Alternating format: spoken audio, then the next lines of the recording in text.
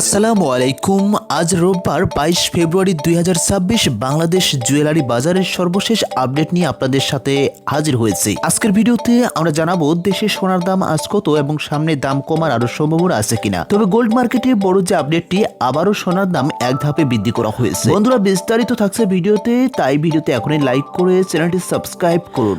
Bangladesh jewellers association বা বাজুস এর সর্বশেষ নির্ধারিত রেট অনুযায়ী আজ সর্বশেষ যে দামটি নির্ধারণ করা হয়েছে 22 ক্যারেট প্রতি ভরি সোনার দাম নির্ধারণ করা হয়েছে আজকে 2,58,824 টাকা, যা গত কয়েকদিনের তুলনায় 3,266 টাকা বৃদ্ধি করা হয়েছে।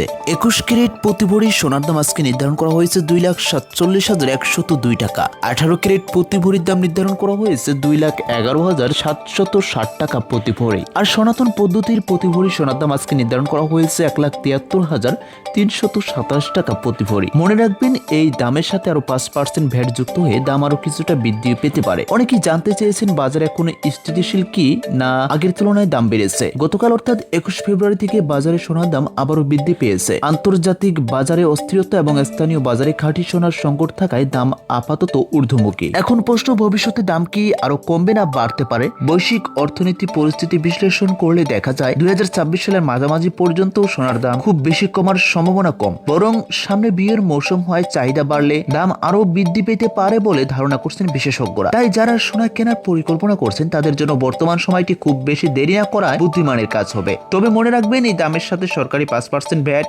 এবং কি জুয়েলারি দোকান ভেদে বর্তমান দামের সাথে আরো দাম কিছুটা বৃদ্ধি পেতে পারে। বন্ধুরা, এই ছিল বর্তমান আজকের বাজার রেট। আপনি কোন জেলা থেকে ভিডিওটি দেখছেন বা আপনি এখন সোনা বা গহনা কিনতে চাচ্ছেন কিনা, আপনাদের মূল্যবান মন্তব্যটি কমেন্টস করুন।